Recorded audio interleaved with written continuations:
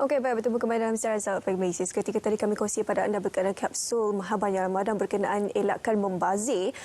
Selain daripada makanan, sebenarnya ada satu perkara dalam dunia ini tidak pernah membazir, terutamanya kat Malaysia, iaitu bekalan darah. Tak pernah membazir, malah tidak mencukupi. Jadi hari ini sebenarnya kami nak berkongsi pada anda, selain daripada berkenaan dengan penerimaan darah utuh yang lazimnya kita saksikan di pusat belah, di pejabat dan sebagainya apabila ada dihadiri oleh petugas-petugas KKM, ada satu lagi nama dipanggil sebagai penerimaan darah apheresis. Jadi kita ingin mengetahui lebih lanjut berkenaan dengan apakah prosedur yang perlu dilalui oleh anda semua sekiranya anda ingin menerima darah dalam bentuk ini ataupun melalui proses ini. Kita bersama dengan seorang doktor di studio, iaitu Dr. Nur Rasrina Ishak selaku pakar perubatan transfusi Pusat Darah Negara. Doktor, Assalamualaikum dan selamat pagi. Waalaikumsalam. Sama berpuasa juga. Kita dah pertengahan ni kan dah nak masuk 10 malam terakhir kan.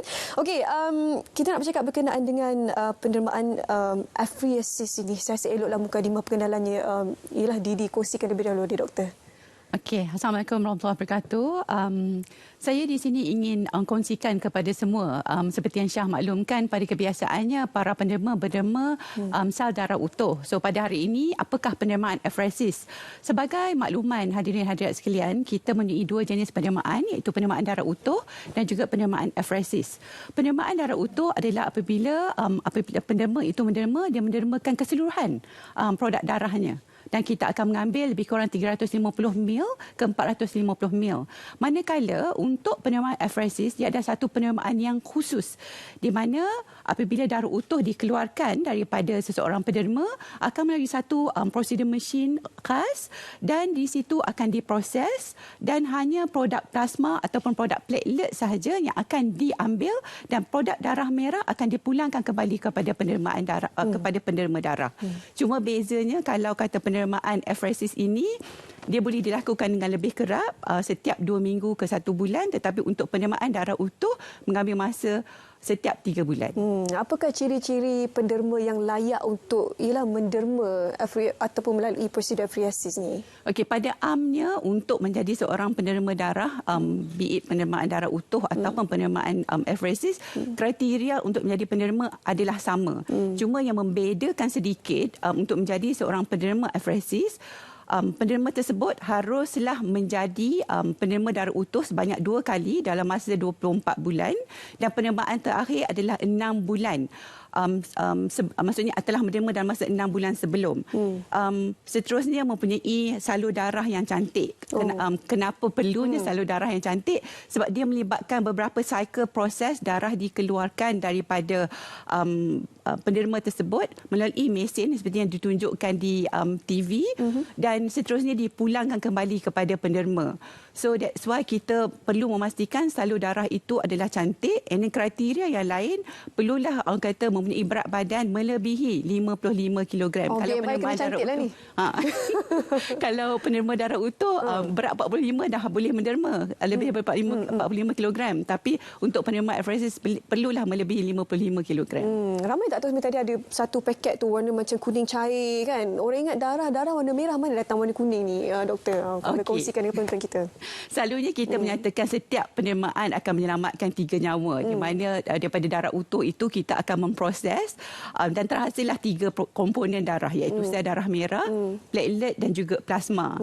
So yang kuning itu adalah platelet dan juga plasma. Bedanya kalau kata kita menjalankan proses penerimaan apheresis, volume ataupun isi padu darah itu akan lebih banyak berbanding penghasilan daripada sel darah utuh. Ada keperluan yang tertentu kenapa sebenarnya pendermaan apheresis ini diperlukan, doktor? Okey, sebagai maklumat bersama, penerimaan apheresis ini selalunya digunakan dalam situasi klinikal yang tertentu. Disebabkan kuantiti penghasilan produk apheresis ini tidaklah sebanyak penerimaan darah utuh.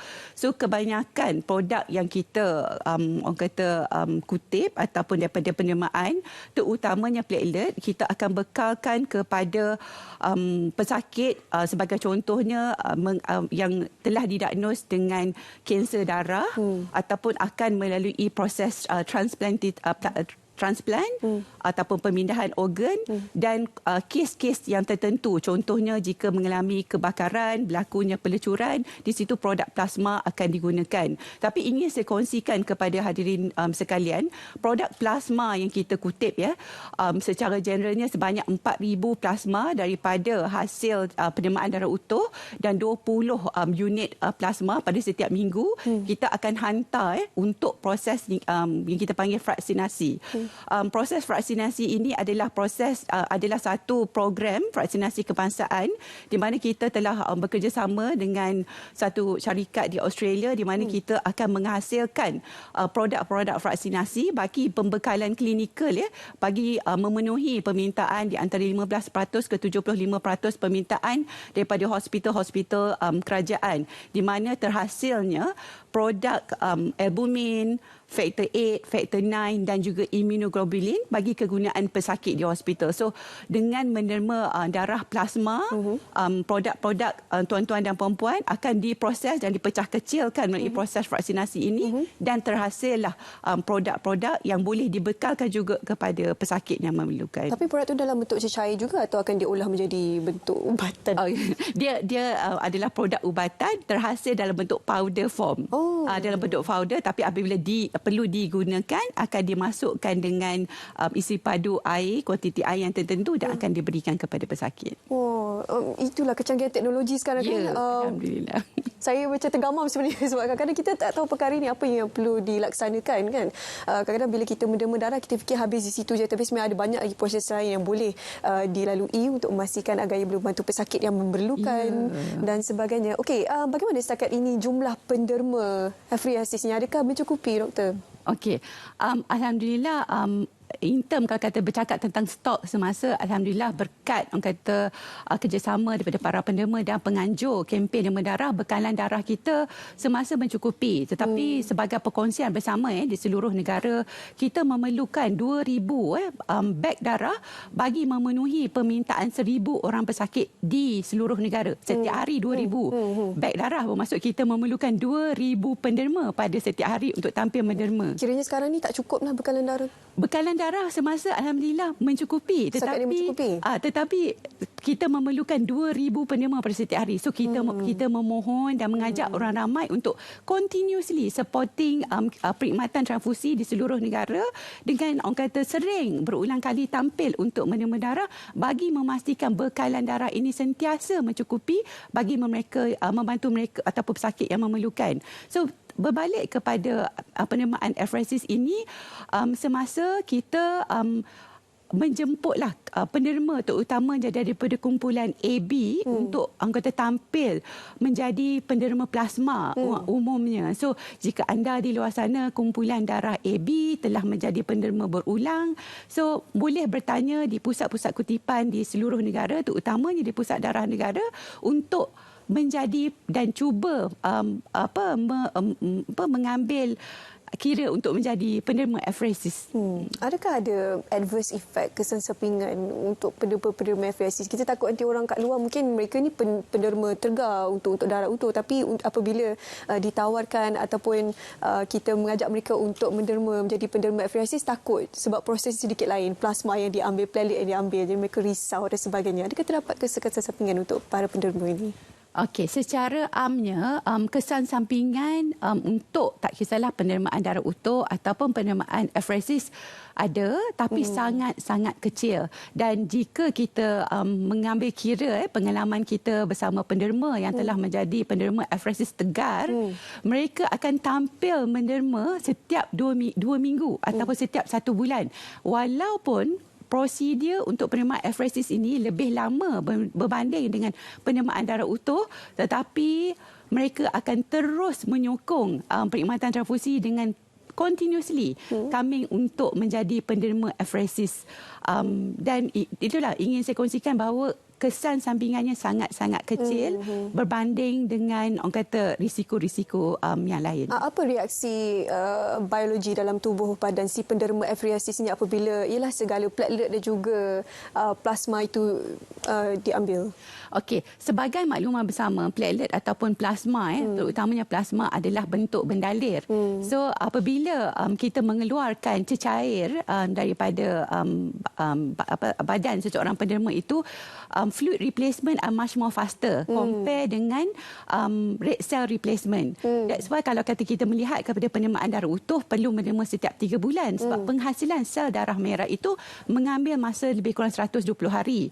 Tetapi untuk penghasilan semula isi padu bagi menggantikan plasma atau platelet itu sangat cepat. Maksudnya sistem badan kita akan menghasilkan semula volume bagi plasma ataupun platelet itu dengan kadar yang segera. So that's why seperti yang saya kongsikan tadi, bagi pendermaan platelet ataupun plasma ianya boleh dilakukan pada setiap 2 minggu berbanding dengan darah utuh setiap 3 bulan. Ada makanan yang spesifik untuk mempercepatkan pembentukan plasma dan juga platelet ni, doktor? Yang pentingnya pastikan banyak minum air sebab kita lebih kepada penghasilan volume di dalam badan. Sistem hemostasis badan kita akan secara automatik akan menggantikan protein-protein yang diperlukan untuk sistem badan kita.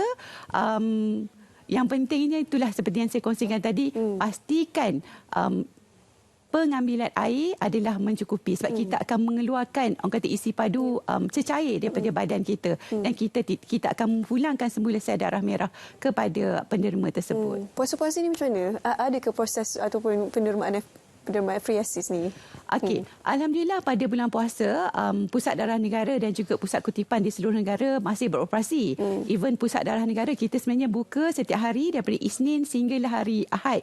So bagi penderma Muslim, kalau ingin tampil untuk menderma, kita sarankan lewatkan sahur dan datanglah ke Pusat Darah Negara sebelum pukul 9 pagi. Kalau melepasi pukul 9, kita tidak benarkanlah sebab kita mengambil kira bahawa kita berpuasa, takut isi padu air akan berkurangan dan menyebabkan dehidrasi.